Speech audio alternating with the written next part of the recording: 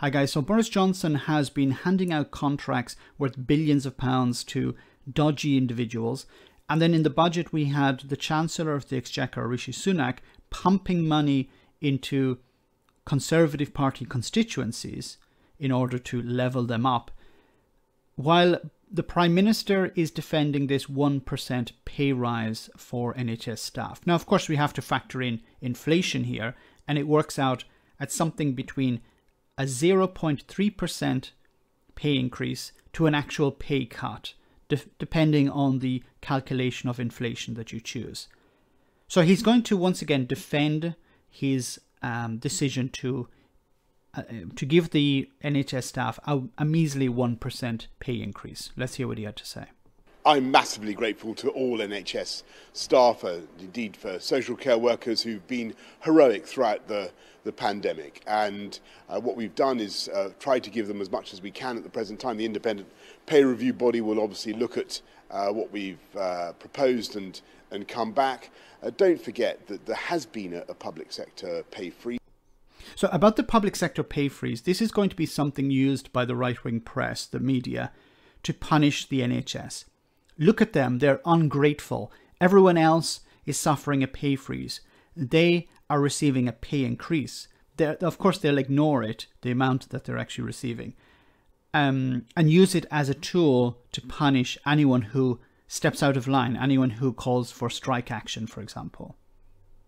We're in a pretty tough times. We've tried to give the NHS as much as we possibly can, and that means in addition to the £140 billion annual money, we've got another £62 billion that we've found to help support the NHS. So this is about the NHS itself, it's not about the staff. The problem here is the staff. The NHS, if you're talking about Dido Harding, has received £37 billion.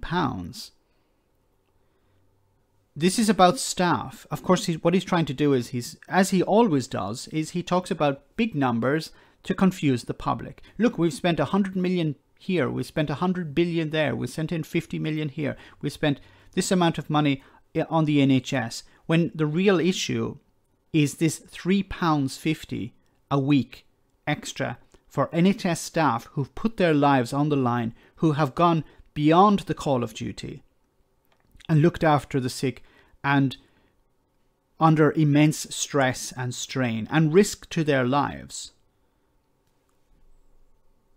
throughout the crisis. But my gratitude is overwhelming. My gratitude is overwhelming. Boris Johnson, so when Boris Johnson speaks, I'm sorry to be so cynical, but he's lying. He actually went through hell himself, and I truly believed back when he went into hospital and came out the other side, I honestly believe that he would have changed. He would actually come out the other side and say, I have to look after the NHS staff. These people deserve everything we can give to them, not a £3.50 a week pay increase. It would have actually been better from a political point of view to give them nothing. Because if the government had said, look, we can't afford any more pay increases, everyone is frozen. This is actually an attempt, I think, just to punish them. I really am struggling to understand the true motivation behind this, but it seems to be just an attempt to punish. Because if they were to give them nothing, you could sort of sweep it under the carpet. But by giving such a small amount, it demonstrates to them that they are worthless to you.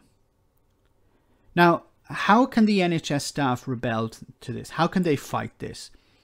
Some are calling for strike action. And unfortunately, while I support that, I think there's a risk of it backfiring, because the media will, of course, spin it into, look at how these people are ungrateful. We're giving them money.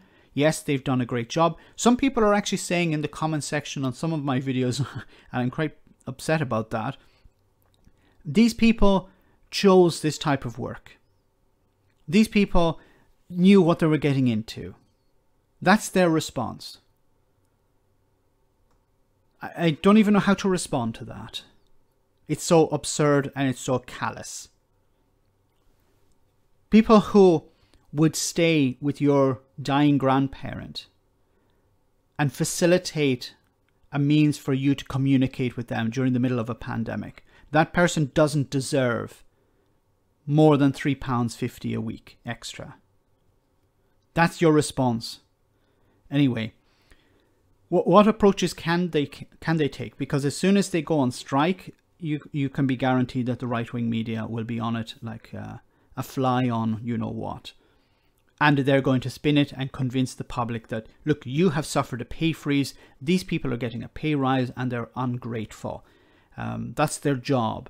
And then, of course, they will spin the stories of, you know, a nurse who's earning a minimum wage or whatever, but spending half her time on holiday, or stories about nurses who, you know, are doing TikTok videos or whatever, in order to convince the public to be angry with the nurses, to convince them that the government is right in not giving them the money that they deserve, that they actually deserve no extra money. So how do you fight this? If you go on strike, the media will jump on it and they will punish the nurses. I think an alternative, if we look back at what happened with the free school meals, we had Boris Johnson saying we're not going to extend these free school meals, we're doing enough, we pumped in X amount of money into universal credit, whatever. And then we saw the same routine where politicians were sent out onto the media to defend this position. When Marcus Rashford got involved, when other celebrities, in a sense, got involved, then the government were put under sufficient pressure, and then they changed. They did a U-turn. And I think we need another U-turn here. We need significant pressure put on Boris Johnson directly or on his MPs to say this is not the way to go. We need to give these NHS staff the money they deserve. But it has to be an approach both in Parliament and outside Parliament. Pressure needs to be applied to the Prime Minister and his government by the likes of Keir Starmer and other MPs, but also outside, be it celebrities, be it social media. Run stories. We need to hear more from the nurses, the doctors, the medical staff who have gone through hell over the last 12 months. Hear their stories, amplify those stories. That's how we're going to put pressure. I don't think a strike is the right way because of the backlash, and it may achieve very little, especially in this particular period, because this was the type of action you could take in the 1980s, and generally the public will be on your side. But now with social media being a double-edged sword, I think it runs the risk of facing a massive backlash from the public because they're being convinced. They've had the poison poured in their ears by dodgy politicians on the right and their friends in the media. What do you think, guys, is the best approach for these NHS staff in order to get better pay? Let me know in the comments. As always, your comments are greatly appreciated. Thanks a lot. I want to say a big thank you to all of my patrons. You ensure that this channel continues to exist. I'm eternally grateful for all of your support. If you join Patreon, you will receive instant access to our Discord server, where we have both audio and video chats. You can chat with me and other patrons, where we discuss important and non-important issues. Becoming a patron per month costs about the same as a large coffee, so why not check it out?